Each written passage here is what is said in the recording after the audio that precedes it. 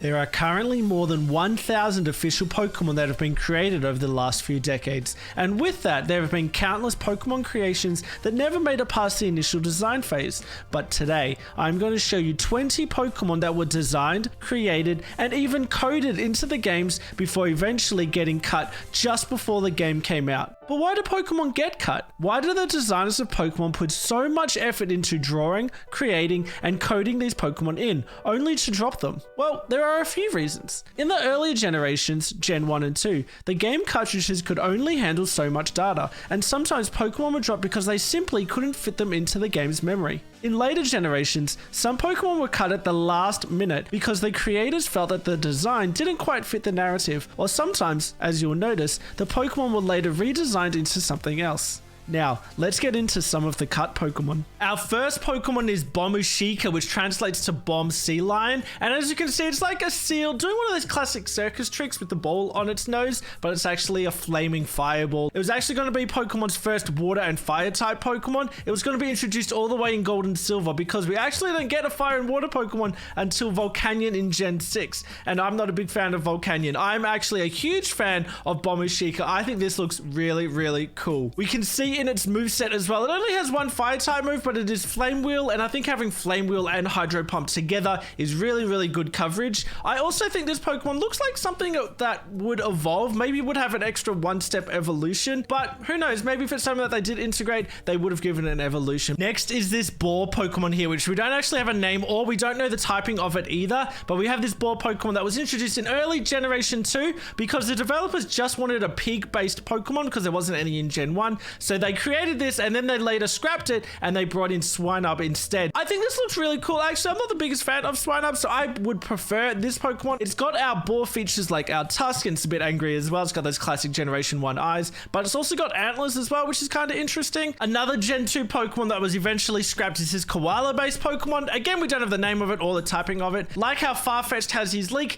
this Koala Pokemon was going to have a bamboo shoot as well, which actually doesn't make sense because koalas are Australian Pokemon. They don't cling to bamboo. It would make a bit more sense if it was clinging to like a gum tree or something like that. Obviously, we get Kamala later on, but that's way into the future. Having a Koala in Gen 2 would have been really, really cool. But something interesting that I noticed is this ear here, and you can see it in the sprite as well. It's like see-through, or it's got like a hole missing in one of its ears. I do think it is very cute, but I definitely prefer Kamala. I'm a big Kamala fan. This one doesn't make sense. Next, we have two Pokemon here. We have Nora, which is based on a Chinese straw doll. So we can see that Nora here has a massive nail that goes right through it, which is pretty brutal, actually. And we can see that the move Curse originally was going to be Nora's key move, and we can see that the animation here, the nail going into the Ghastly, looks a lot like Nora itself, but eventually this was scrapped. I can kind of see why. This is kind of violent, having a massive nail going through this Pokemon here, but we can see that Curse still made it into the game in Gold and Silver. And Keonpan is a panda Pokemon, but it's actually based on a Jiangshi, which is this here. It's actually a Chinese zombie, and we can see it's got massive teeth.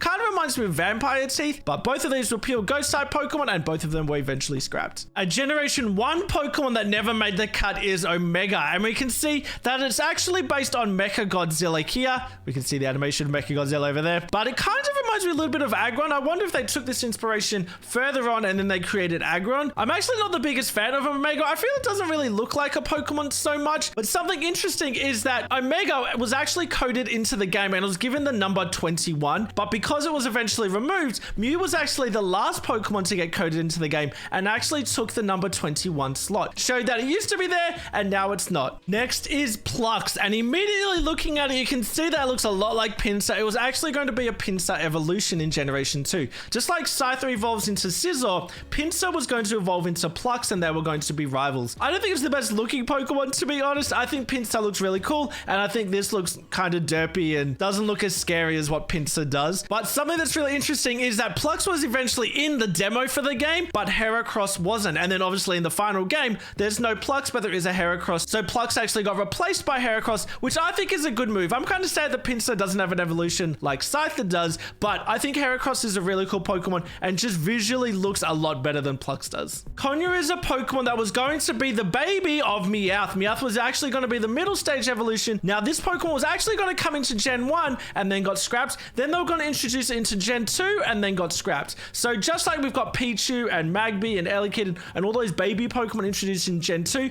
Meowth was going to have one as well with Kanya. But again, it was scrapped. I think this is really cute. I love this design and I think the evolution kind of works. I also like that it's got the coins in it that Meowth also has as well. And I just think Kanya is really cute. So it's a shame that they didn't get to keep it. In Generation 3, they had this Pokemon, which is obviously split later on into two different Pokemon. This is Lassican. So as we can see, it looks a lot like a Latias and a Blaziken combined together. Now, later on, they brought in both Latias and Latios together, but originally Lassican was going to be one of the legendaries. Back to Gen 2 now, we have this Scorpion-based Pokemon. Again, we don't know its name or its typing. Obviously, it looked pretty creepy and pretty full-on, I think, for a Pokemon, but then obviously it was never included. We did get Gligar in Gen 2, which is probably the closest Pokemon to this, and then obviously you get Skorupi in Gen 4, but this one's got a massive stinger. The claws almost look like Krabby or Kingler's claws, not so much like a scorpion claw. Now, in early 1997, we were introduced to this Pokemon Spintop, and it was actually produced in a magazine. There were 3 Pokemon, and one definitely looks like a Tyranitar, but Spintop and then this turtle Pokemon are very bizarre, ones that we've never seen before. We can see that Spintop, I reckon it kind of looks like a Clefairy merged with a Hitmontop together, but this was before Hitmontop was created, and we can see later we've got our beta sprite for Hitmontop, and then obviously our Hitmontop as well, so that's what it eventually became. Tyranitar was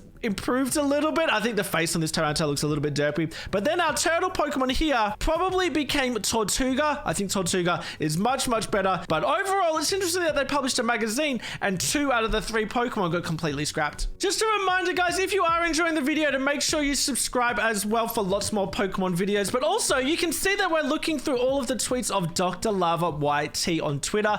Absolutely go recommend that you go and follow them. They're an absolute legend in the Pokemon community and do lots of content just like this. Now, in Generation 2, Natu is actually going to be part of a 3-stage evolution, and this is what the middle evolution would have looked like. Unfortunately, we don't have a name for it, but I can kind of see why they scrapped this. I think they're filling in a 3rd evolution just to make the Natu line a 3-stage evolution, which is really not necessary. I do really like this Pokemon, though. I think they could have either scrapped this or scrapped Natu. This one definitely looks like a middle stage evolution as well. It's definitely in between the Natu and the Xatu, but if this Pokemon was introduced and they got rid of Natu instead, I would have been happy with that decision as well. I think this Pokemon looks pretty cool. Next is a special Pokemon that never got to be released. This is actually White Pichu. Now, when they introduced spiky-eared Pichu around Generation 4, they were going to originally have White Pichu instead, but they had to make a decision and White Pichu actually got scrapped. But the voice actress for this actually said there was going to be a promotion where they had a white cream stew to go along with the White Pichu, and in Japanese, the names are very similar between White Pichu and White Stew. I'm not going to try to pronounce this though, my Japanese is terrible, but we can see there was some artwork that was released around White Pichu as well. Which do you prefer, White Pichu or the spiky-eared Pichu? One of my favorite Pokemon in this entire video is probably this one here. This is the Ikari family. It's actually a 3-stage evolution. So the first one we had was Manboo, which I think is very cute. Obviously looks like a bit of an anglerfish with that light at the front of it there. Ikari is the name of the middle one, which is the shark that turns into a chain and an anchor at the end. And then at the end we have Gorotesu, which I think is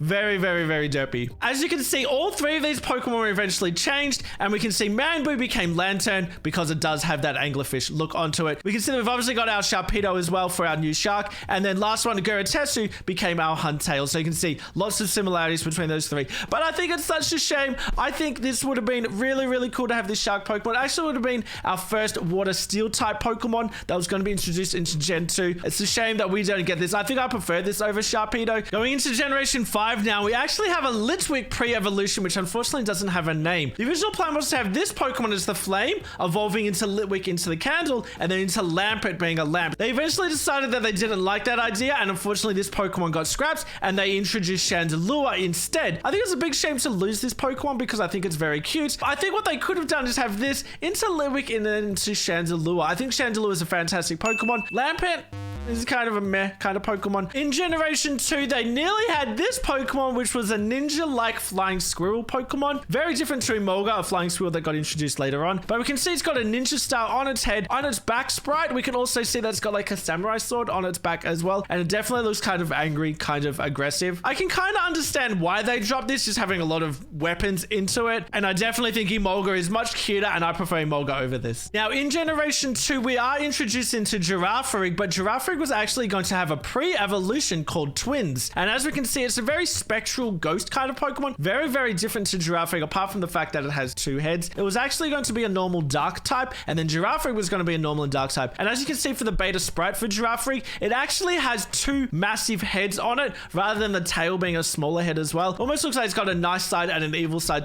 especially the face on that evil side of Giraffrey. And then obviously eventually Twins was scrapped completely, and then they changed Giraffrey to a normal and psychic type Pokemon. Next we have this Raccoon Pokemon, and as we can see, it's got some firewood on its back, and the fire has been lit, and its back is caught on fire, and it's got a very scared expression on it as well. And this is actually based on an old Japanese folktale about a tanuki, which is a Japanese raccoon dog, who's carrying firewood on his back, and then a vengeful rabbit sets him on fire. As you can see, we've got an old story here, and you can definitely see the resemblance of the raccoon with the firewood on it, and it's on fire, and it's very, very scared, running away from the rabbit. And I can kind of see why they scrapped this. Maybe it was too specific of a reference that maybe Japanese people would understand, but everyone else wouldn't understand it at all. I hope you guys enjoyed checking out these lost Pokemon designs. I think my favorites were Bombushika and Ikari. Those 2 were amazing. Comment down below what your favorites were as well. If you guys have seen my Fakemon videos, you know I love this kind of stuff, so the lost Pokemon always interest me as well. Make sure to check out some of my Fakemon videos and subscribe for more Pokemon videos too.